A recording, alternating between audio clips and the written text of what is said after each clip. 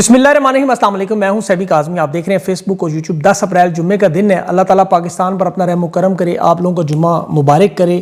پہلے میں آپ کے سامنے اپڈیٹ رکھوں، دن کی تفصیل رکھوں، تجزیہ رکھوں، کیونکہ ایسی خبریں جو آپ کے پاس نہیں آئی ہوں گی۔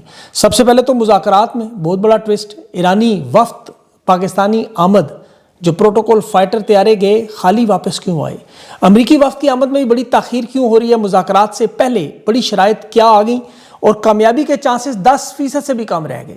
ایک بار پھر جنگ شروع ہونے کی تیاریاں، دونوں طرف سے سیز فائر کی خلاف ورزیاں، 5 دن کے اندر اسرائیلی فوج کا لبنان پر قبضہ کرنے کا دعویٰ، جواب میں ایران کا شدید رد عمل، اور اس کے ساتھ کویت، بحرین، عرب امارات پر شدید ترین حملے ہوئے۔ یہ کیا فالس فلیگ آپریشن تھے؟ کون ذمہ دار ہے؟ یہ بڑا اہم معاملہ ہے۔ ٹرمپ نے ابنائے حرمز پر ایران کی محصول چنگیوں پر خطرناک بیان دیا، ابنائے حرمز دوبارہ بند، اور اسرائیلی وزیراعظم کے خطرناک ترین کیسز، کیا یہ اتوار کو گرفتار ہوگا، نائل ہوگا؟ دنیا بھر میں ایران کی دنیا کو عالمی چوتھی طاقت تسلیم کر لیا گیا، اور سوشل میڈیا پر پاکستانیوں کو عرب امارات سے نکالے جانے کا معاملہ بھی ہے۔ پاکستان میں مذاکرات کے عمل پر خواجہ آصف نے سبوتاج کیا، خطرناک ٹویٹ کی یا دوڑ گیا؟ یہ سارا معاملہ کیا ہوا؟ اسرائیل کے سامنے گھٹنے کیوں ٹیکے؟ ٹویٹ کس نے کروائی، کس نے ڈیلیٹ کوئی؟ بڑا اہم انٹرسٹنگ معاملہ۔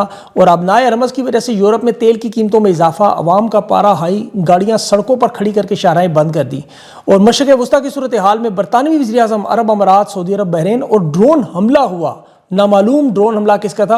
اور پاکستان کے اندر بھی خان نے جو ٹیم میں تبدیلی کی، سہیل افریدی کی بجائے فائنل کال کا فری ہینڈ کس کو دیا؟ یہ معاملہ بھی آخر میں ضرور ڈسکس کرنا ہے۔ لیکن سب سے پہلے جو تفصیلات میں جو رات کو، ابھی بلکہ صبح یا رات کے بیچ میں کویت، بحرین، عرب امارات پر شدید ڈرون حملے ہوئے، اس میں کویت کی جو تیل کی اہم ترین تنصیبات ہے وہاں حملہ ہوا، اور کویت نے یہ الزام براہ راست ایران اس کے حامی گروپوں پر لگایا۔ پاسداران انقلاب نے اس سے انکار کیا کہ حملے ہماری طرف سے نہیں ہوئے۔ اب یہ حملے کیا اسرائیل نے کروائے، یا پاسداران انقلاب کے وہ کمانڈر جو مذاکرات کے حق میں نہیں ہیں انہوں نے کروائے، یا اسرائیل کا فالس فلیگ آپریشن تھا، یا مذاکرات کے عمل کو سبوتاج کرنا ہے؟ یہ اب بڑا اہم معاملہ ہے۔ برطانوی وزیراعظم اس وقت دورے پر ہے، اور وہاں پر ڈرون حملہ ہوا بہت بڑا، وہ یوکرین کی طرف سے روکنے کا معاملہ، اسے میں آگے چل کے بتاتا ہوں آپ کو۔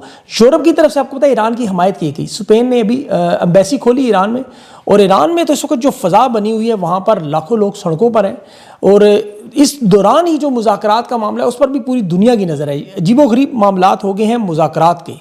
اس کی میں اگر آپ کو تفصیل بتاؤں، دیکھیں اسلام آباد تو مکمل خالی کروایا گیا، ہوٹل خالی ہیں وہاں پہ فوج کے پوری نگرانی میں، لیکن یہ مذاکرات کامیاب نہیں ہو سکتے۔ وجہ یہ اس کی میں آپ کو دلیل اور ثبوت دیتا ہوں کہ اس میں آپ دیکھیں پارٹیاں کون ہیں، امریکہ، اسرائیل، عرب ممالک ہیں، ایران ہے، یہ جو ڈائریکٹ اس میں انوالو ہیں، اس جنگ کا حصہ ہیں۔ پاکستان، چین، اقوام متحدہ، یا کسی حد تک روس جو ثالثی کر رہے ہیں۔ اب چین اور روس بھی اس کے براہ راست بینیفیشری ہیں، اس جنگ میں سب سے بڑا فائدہ ہوا، نقصان نہیں۔ چین نے ابنائے حرمز کھلوانے کی، روس نے، دونوں نے مخالفت کی اقوام متحدہ میں۔ شی جی پنگ ٹیرف کی سزا دینا چاہتا ہے ٹرمپ کو، اور تائیوان پر اگلے مہینے 15 تاریخ کو ملاقات ہے۔ وہ ایک شکست خوردہ ٹرمپ سے ملنا چاہتا ہے۔ ابھی تائیوان کی اپوزیشنز کی براہ راست پہلی دفعہ ملاقات ہوگی، ان کا سب سے بڑا ایشو ہے۔ اب یوکرین کا، روس کا معاملہ یہ ہے کہ یوکرین جو مڈل ایسٹ میں جو جنگ میں مداخلت کر رہا ہے، اور یہاں یوکرین نے دفاعی معاہدے کیے ہیں 10 سال کی تیل کی مفت فراہمی تک کے۔ اب عمان، کویت، بحرین اور عرب امارات، سعودی عرب سمیت یوکرین مدد کر رہا ہے ڈرون جو ایران کے آ رہے ہیں ان کو روکنے میں۔ ابھی ایک ڈرون وزیراعظم برطانیہ کے ہوتے ہوئے بھی وہاں مارا گیا، بچت ہوئی اس کی بال بال، لیکن اس جنگ میں یوکرین کو بہت بڑا فائدہ ہوا، جس سے روس کو بھی فائدہ ہوا، اور وہ اس میں لیکن ناراض بھی ہیں۔ اب یہاں بہت ساری بے بنیاد خبریں بھی آ رہی ہیں، ٹوسٹ بھی آ رہے ہیں۔ وال اسٹریٹ جرنل امریکہ نے 2 بڑی خبریں دی، امریکی اداروں نے۔ ایک انہوں نے کہا ایران کے شہر بندر عباس سے پورا اسکواڈ لے کے حفاظتی حصار میں ایرانی وفد کو لایا گیا، جس میں پارلیمنٹ، ان کے وزیر خارجہ ایران کے، وہ پاکستان آ گئے، لیکن یہ دونوں رہنما پاکستان نہیں ہیں، طیارے خالی ہیں۔ اب یہ کیا مذاکرات سے انکار ہے؟ کیونکہ ایران میں موجود صحافیوں کا کہنا ہے کہ محمد باقر غالیباف اور عباس اراغچی دونوں ایران میں موجود ہیں، یہ ان جہازوں میں نہیں تھے۔ اب لبنان میں انہوں نے کہا جب تک جنگ بندی نہیں ہوتی، امریکہ کا وفد پہلے اسلام آباد نہیں پہنچتا، 2 دن ہمارا انتظار نہیں کرتا، اس وقت تک ہم نہیں آئیں گے۔ بیچ میں اب انٹرنیشنل اداروں کی بہت سی خبریں آئیں، اور جو صحافی آپ کو پتہ ہے جو موجود ہیں وہاں کے، امریکی وزیر خارجہ اور نائب وزیر خارجہ یہ بھی نہیں پہنچے، وال اسٹریٹ کی یہ خبر بھی غلط نکلی۔ اب اس دوران پاکستان میں تیاریاں تو مکمل ہیں، سرینا ہوٹل بھی خالی ہے، فوج کے حوالے بھی ہے، امریکی جنگی جہازیں، فوج، ان کی گاڑیاں، وہ چیزیں بھی آتی نہیں تحفظ کے لیے امریکی آفیشلز کے۔ لیکن جو بیانات آئے، ابھی نائب صدر جو ان کا جے ڈی وینس جس نے آنا ہے، اس نے کہا جی لبنان اس سیز فائر کا حصہ نہیں ہے، اور اسرائیل نے اس دوران کہا کہ وہ 5 دنوں میں لبنان پر شدید ترین بمباری کر کے، آپریشن کر کے اسے غزہ بنائیں گے اور قبضہ کر لیں گے۔ اب دیکھیں یہی نیتن یاہو کو سب سے بڑا مشن اور مقصد ہے، پھر آپ خود سوچیں مذاکرات کیسے کامیاب ہوں گے۔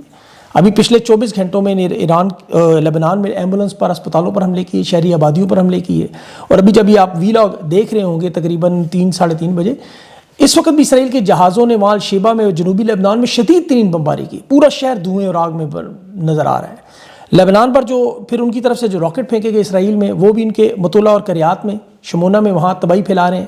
اور اسرائیلی فوج کا یہ دعویٰ ہے کہ یہ جنگ کا جو میدان ہے وہ اصل میں ایران نہیں لبنان تھا، اب ہم حالت جنگ میں ہم سیز فائر نہیں کریں گے، ایران کے ساتھ ہم جنگ بندی پر تیار ہیں، اور وہ بھی کسی بھی وقت ٹوٹ سکتی ہے۔ اب اس طرح کے حالات میں مذاکرات، آپ کو پتہ ہے ٹائمز آف اسرائیل میں، یہ اسرائیل کا آرمی چیف کی اپنی سٹیٹمنٹ آ رہی ہے، یہ کسی عام بندے کی نہیں، یعنی دوسرے معنوں میں اسرائیل یہ مذاکرات کامیاب نہیں ہونے دے گا۔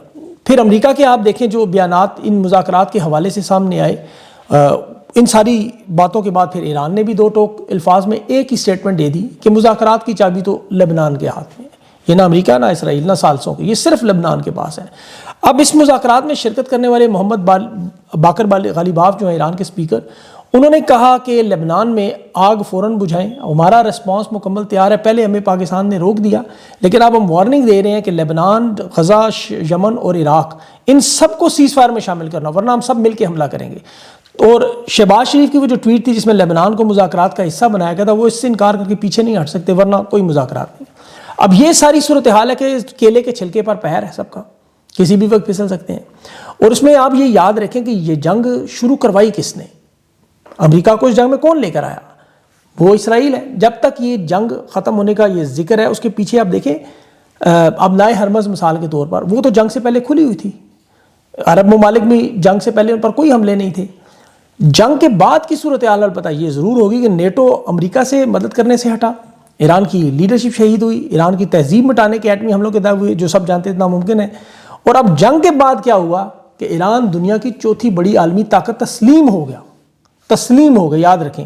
پھر اس میں خطرناک معاملہ جو میں بھول جاؤں اس سے پہلے، نیتن یاہو اس جنگ میں آپ کو پتہ ہے گریٹر اسرائیل کے علاوہ اپنے مقدمات سے توجہ ہٹانے کی کوشش کر رہا ہے۔ جس طرح ڈونلڈ ٹرمپ کے ایپسٹین کیسز فائل تھی، اسی طرح نیتن یاہو کے بھی یہ کیسز ہیں۔ اب اسرائیل میں بہت بڑی تعداد میں لوگ اس کے مخالف ہیں، الیکشن بھی ہیں۔ اب یہاں اسرائیل میں 2019 سے رشوت لینے کا کیس، جو سب سے بڑا کیس، امیر بزنس مینوں سے تحائف لینے کے نیتن یاہو پر، سرکاری فائدے دینے کے، اخبار کے مالکات سے ڈیلز کرنے کے، اور اسرائیل کے قانون میں جو ٹیلی کمیونیکیشن کمپنیوں سے رشوت لی، یہ سب سے بڑا اور خطرناک کیس ہے۔ اس پہ اتوار کو کیس دوبارہ شروع ہو رہا ہے، نیتن یاہو نااہل بھی ہو سکتے ہیں اور جیل بھی جا سکتے ہیں۔ اسرائیل کی عدالتوں کی رینکنگ 25 سے 30 رینکنگ میں آتی ہے، یہ 150 سے اوپر ہماری ہے پاکستان میں، تو وہاں عدالتیں اس حد تک آزاد ہیں۔ ملک چونکہ ایمرجنسی میں تھا، عدالتوں نے کیس روک دیے، اب جو ہی سیز فائر کا اعلان ہوا انہوں نے اتوار سے ٹرائل شروع کر دی۔ اب آپ سوچیں کہ نیتن یاہو کیا یہ ٹرائل ہونے دے گا جس میں وہ واضح طور پر جیل جا رہا ہے؟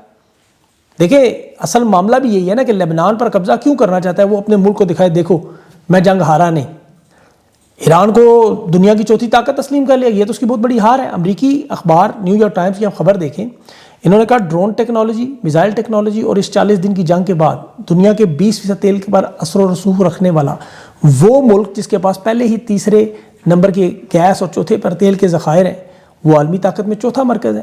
ان کے پاس خطرناک بمبار جہاز نہیں ہے، فضائی طاقت نہیں ہے، نیوی کے جہاز نہیں ہیں، اس کے باوجود جغرافیائی حیثیت سے یہ دنیا کو اپنے ڈرونز، بارودی سرنگوں سے اور میزائل طاقت سے سرپرائز دے چکے ہیں۔ امریکہ کی طاقت کو کویت، عرب امارات، بحرین، سعودی عرب جہاں یہ محفوظ سمجھتے تھے وہاں انہوں نے روک دیا۔ ان کا تو بحری جہاز بھی 1000 میل بحر عرب سے کھڑا ہے کہ اسے تباہ نہ کر دیں، جسے ایران کی نیوی کو ڈونلڈ ٹرمپ کہتا ہے ہم نے ختم کر دی، اور اب پابندیاں ختم ہونے کے بعد مہینوں ایک سال کے اندر $100 ارب سے زیادہ تیل وہ بیچ دیں گے، اور وہ آمدنی بھی کہاں جانی ہے؟ چین کے بینکوں میں۔ یورینیم افسودگی میں صرف 3% ان کے پاس رہتا ہے یہ ایٹمی ہتھیاروں میں بدلنے میں، اور ایران کے تو یہ ڈرونز بھی غاروں میں تباہ نہیں کر سکے، یورینیم تو بھول جائیں۔ سمندروں پر آج بھی ایران کی حکمرانی ہے، آبنائے ہرمز سے کوئی جہاز نہیں گزر۔ 40 دنوں میں آپ دیکھیں کہ کویت کے آل ٹینکر نے زبردستی گزرنے کی کوشش کی، دونوں تباہ ہو گئے، جبکہ France, Hindustan, Pakistan, Indonesia, Thailand, یہ ایران نے اپنی مرضی سے آبنائے ہرمز سے گزارے ہیں، یعنی جسے وہ چاہیں گے تیل ملے گا، جسے چاہیں گے نہیں ملے گا۔ اب عرب ممالک جو ساری زندگی امریکہ پر انحصار کرتے رہے تحفظ کے لیے، اب ان کے پاس اسرائیل امریکہ کے بعد کیا آپشن ہے کہ وہ ایران کے پاس ہی جائیں۔ اور یہ دنیا کی دیکھیں 50 سال سے تحقیقات کرنے والے ماہرین کا کہنا ہے کہ 300 سال میں کوئی ایسی ریاست نظر نہیں ہے جس نے کسی عالمی طاقت کو ایسے پچھاڑا ہو، خاص طور پر مسلمان ملک۔ 300 سال دیکھیں اب اٹھا کے، ایران نے عالمی معیشت بن کر یہ دکھایا ہے کہ وہ دنیا میں سب سے زیادہ طاقت رکھتے ہیں، کیونکہ 3 چیزیں ضروری ہیں۔ دیکھیں ایک معیشت، ایک فوجی قوت اور ایک ایٹمی ہتھیار۔ جو کسی ریاست کو خطرے میں ڈال سکیں، کمزور کر سکیں، بچا نہ سکیں۔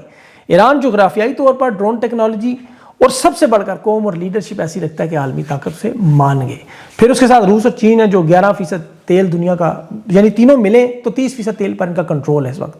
اب اسرائیل کے ساتھ دیکھیں، اب یہ وہ ملک ہے جس کی 4 جنگیں ہوئی، چاروں جیتا، 1948، 56، 67 اور 73 میں۔ یہ چاروں جنگیں مصر، اردن، لبنان، عراق، شام سے لڑ کر جیت چکا ہے۔ 56 میں مصر کی جنگ 100 گھنٹوں میں جیتے تھے، جمال عبد الناصر نے سرنڈر کیا۔ 67 میں اردن اور شام کو انہوں نے، اسی طرح غزہ میں، مغربی کنارے، یروشلم اور گولان کی پہاڑیوں پر قبضہ کیا۔ پھر 1973 اسرائیل کا جو حملہ تھا اس میں مصر نے سرنڈر کیا اور آج تک سرنڈر کر کے بیٹھے ہوئے ہیں۔ اور یہاں ایران کے ساتھ 2 دفعہ جنگ ہوئی، 12 دن اور 40 دن کی، دونوں دفعہ اسرائیل ہار گیا۔ اب یہاں دنیا کی سب سے بڑی سپر پاور بھی ساتھ تھی، عرب ممالک بھی تھے، 15 ممالک بھی ساتھ تھے۔ اب امریکہ اسرائیل دیکھیں لبنان میں کارروائیاں جو کر رہے ہیں، مذاکرات کے حوالے سے ایرانی تیار تو ہیں لیکن وہ فاتح خیبر امام علی کے نظریے پر چلتے ہیں، جو مالک اشتر کو انہوں نے خط لکھ کے سمجھایا تھا کہ دشمن جب صلح کی دعوت دے، اللہ کی رضامندی ہو تو اسے ٹھکرائیں نہیں، کیونکہ اس میں آپ کی فوج، آپ کی عوام کے لیے آرام اور راحت ہے۔ لیکن سب سے اہم کہ صلح کے بعد دشمن سے زیادہ چوکنے اور ہوشیار رہیں۔ اور ایران جانتا ہے کہ اسرائیل اس معاملے سے پیچھے نہیں ہٹے گا، کیونکہ یہ جس طرح ایران کی بقا ہے ایسے اسرائیل کی بقا کا مسئلہ بھی بنا ہوا ہے۔ اسی لیے مذاکرات کے سبوتاج ہونا بڑا آسان ہے۔ اور اب پاکستان میں جو ہوا وہ بھی ذرا سنیں، بڑا ہی عجیب و غریب واقعہ جو شاید آئندہ آنے والی دہائیوں میں یاد رکھا جائے گا۔ ایٹمی ملک، 25 کروڑ کی آبادی، وزیر دفاع خواجہ آصف، جس نے زندگی میں شاید کوئی پہلا کام کیا جس پہ تحریک انصاف سمیت اس کے بدترین ناقدین بھی خواجہ آصف پر خوش تھے کہ اس نے پوری امت مسلمہ کی، قوم کی ترجمانی کی، اسرائیل کے حوالے سے پیغام دیا، ٹویٹ کی، بڑی دلیری کا کام کیا۔ اور یہ ٹویٹ اتنی وائرل ہوئی، اتنی مقبول ہوئی کہ شہباز شریف کی وہ ٹویٹ کا ریکارڈ توڑ گئی۔ اس ٹویٹ کو امریکہ، برطانیہ، کینیڈا، یورپی یونین، عرب ممالک، سب سے بڑھ کر اسرائیل کے وزیر اعظم کے ترجمان نے، بلکہ نیتن یاہو کے آفس نے اسے ری ٹویٹ کیا کہ یہ دیکھیں پاکستان کا وزیر دفاع کیا کہہ رہا ہے۔ اب دیکھیں کسی نے غصہ کیا، کسی نے خوشی کا اظہار کیا، کسی نے حیرانگی کا۔ خواجہ آصف ہیرو بنا، مطلب چند منٹ کے لیے وہ بہت بڑا ہیرو بن گیا۔ اور یہ اطلاعات پھر آئیں کہ خواجہ آصف کو بلا کے شدید ننگی اور گندی گالیاں دیں۔ یہ خود نون لیگ کے رہنما بتا رہے ہیں۔ خواجہ آصف جو پارلیمنٹ کے اندر کھڑے ہو کر کہتا ہے میرا نام خواجہ آصف ہے، میں بزدل نہیں ہوں، بھاگنے والا نہیں ہوں۔ اور یہ وہ خواجہ آصف جو عمران خان سے کہتے تنہائی میں، جہاں عمران خان کی ایک آنکھ سے بینائی انہوں نے ختم کر دی، اسرائیل کے حوالے سے بیانات مانگتا تھا، ٹویٹس مانگتا تھا، رد عمل مانگتا تھا اسرائیل پہ، اپنے رد عمل پہ 2 منٹ نہیں ٹھہر سکا۔ اس کا وہ مشہور جملہ ہے نا، دوڑ گیا جی، اسی پر لاگو ہو گیا۔ ان کی بزدلی وہ آل شریف کی سیاسی زندگی کا پورا منشور ہی ہے، ڈیلیں کر کے بھاگنے والے۔ ٹویٹ اصل میں اس نے کی کیا تھی وہ آپ نے پڑھ بھی لی ہوگی شروع میں یا دیکھ بھی لی ہوگی۔ خواجہ آصف نے فلسطین کی، غزہ کی بات کی، اسرائیل کی نسل کشی کی بات کی، اسے ہائی لائٹ کیا، لبنان کا ذکر کیا، ظلم کا ذکر کیا، ایران کی بات کی، یورپی یونین کی، دنیا کی مخالفت اور منافقت بے نقاب کی۔ لیکن خواجہ آصف خود اس پہ نہیں ٹھہر سکا، کمزور، بودا۔ پوری دنیا کو اس نے بتا دیا کہ اصل میں حکومت پاکستان میں کس کی ہے۔ مالکانوں نے برداشت نہیں کر گئے اسرائیل کے خلاف ٹویٹ۔ خود نون لیگ کے لوگوں کو کہتا رہے کہ یہ جو مذاکرات کے عمل پر یہ تو سیاسی خودکشی ہوگی، وہ انصار بازی کی محنت کر رہا ہے۔ خواجہ صاحب ایسے نہ کریں، اندازہ کریں، یہ وہ منافقین ہیں۔ اب خواجہ آصف خوش قسمت ضرور ہے کہ اس ٹویٹ پہ سے لاپتہ نہیں کیا گیا، ورنہ ٹویٹ کے معاملے پہ تو مسنگ پرسن بناتے ہیں۔ ایک ٹویٹ پر آپ کو پتہ ہے پاکستان میں کیا ہوا؟ اعظم سواتی کی ویڈیو بنا کے انہوں نے بچوں کو بھیجی، اس نے باجوہ کو صرف کہا تھا۔ یہ نسیم شاہ ابھی آپ کے سامنے پورا کہہ رہی ہے، اس کا تباہ 2 کروڑ جرمانہ ہوا، حالانکہ شاہین افریدی وہی سیاست میں مداخلت کر کے ٹویٹ کر رہے ہیں، اسے دلیری کا لیکچر دے رہے ہیں۔ لیکن یہ ان لوگوں کی منافقت کا سب سے بڑا ثبوت ہے کہ یہاں ایک طرف مذاکرات میں کوریج کرنے کے صحافی جو آ رہے ہیں اسلام آباد ایئرپورٹ پر، انہیں پہنچنے پر ویزے کے بغیر ارائیول پر ٹھپا لگا رہے ہیں۔ ہو سکتا ہے ٹکٹ بھی دیے ہوں، مفت ہوٹل کے سٹے بھی دیں گے، لیکن عمران خان کے بیٹے اپنے والد سے ملنے پچھلے 7 مہینوں سے اقوام متحدہ تک گئے ہیں، لیکن یہ انہیں ویزا نہیں دیتے، کہتے ہیں پہلے درخواست جمع کراؤ، کبھی ٹریکنگ نمبر دو، کبھی نائکوپ لو۔ اور یہ تو وہ لوگ ہیں کہ یقین کریں ہر تعمیر میں تقریب نکال ہی لیتے ہیں۔ ابھی امریکی نائب صدر جے ڈی وینس اپنے وفد کے ساتھ آ ہی گیا تو 9 مئی کو ہو سکتا ہے مقدس مقامات کی زیارت کے لیے جناح ہاؤس بھی لے جائیں اس کو۔ آپ حیران نہ ہو، یہ ہو سکتا ہے، یہ عین ممکن ہے۔ یہ تو دکھائیں گے کہ دیکھو جی تحریک انصاف نے ہم پر کتنا ظلم کیا۔ اب تحریک انصاف کا ذکر آ ہی گیا، دیکھیں عمران خان کی یہ ساری باتیں مانتے ہیں تحریک انصاف کی عادت، جلسہ کینسل کرنے کی بات تو فوراً مان لیتے ہیں۔ ایسے موقع پر پوری دنیا کی نظر تھی، یہ جلسہ انہوں نے کینسل کر دیا۔ ظاہر خان کو بریفنگ ایسی دی، یہ کیس کتنا ہائی لائٹ ہونا، لیکن انہوں نے لیاقت باغ میں کوئی پیغامات، بیانات تیاری پہلے سے ہی نہیں کی تھی۔ یہ تحریک چلانے کو تو تیار نہیں ہے۔ علی مین گنڈا پور نے تحریک کو نقصان ضرور پہنچایا، لیکن وہ 3 دفعہ عوامی تحریک کر ضرور گیا۔ ان کے تو بیانات تک نہیں آ سکتے، عمران خان کا نام تک نہیں لیتے۔ بیرسٹر سلمان صفدر نے جو کہا کہ عمران خان کی آنکھ سے مستقل بینائی کا معاملہ ہے. 60 منٹ کی میٹنگ سے کہا ماشاءاللہ صحت اور ذہنی حالت خان کی بالکل ماشاءاللہ بہترین ہے، لیکن آنکھ کی کلاٹنگ ہے. 24 گھنٹے قید تنہائی میں. تحریک انصاف کے لیے تو ایک بیان ہی کافی تھا، زمین آسمان ایک کر دیتے. لیکن ان لوگوں کا اچھا، ان کے لوگ پتہ کیا کہتے ہیں کہ فیلڈ مارشل کی امریکہ کے ساتھ سیٹنگ ہو گئی ہے، شہباز شریف ٹرمپ کی آنکھ کا تارا ہے، اب ہمیں اس نظام کو کیسے گرائیں، ہم اس پہ کیا کریں. دیکھیں ایران نے اب نائے ہرمز روکی، ان کے پاس خیبر پختونخوا میں بجلی، گیس، ڈیم، شاہراہیں، بڑا کچھ. خان کو رہا کروا سکتے تھے، جلسہ کینسل کرنے سے پہلے بھی عمران خان کو اسپتال منتقل کروا سکتے، لیکن انہوں نے نہیں کیا، کیونکہ یہ سمجھتے ہیں کہ یہ جو امریکہ کی سیٹنگ ہوئی، حالانکہ یہ بھول جاتے ہیں کہ عمران خان نے اسی امریکہ کے اس آنکھوں میں آنکھیں ڈالے سائفر سے حکومت گرا دی. لیکن خان ان کی بات نہیں مانا. یہ ٹرمپ کی بات کرتے ہیں کہ ٹرمپ کے نزدیک ہے ضیاء الحق کا تو جنازہ امریکی ٹی وی لائیو دکھاتے رہے.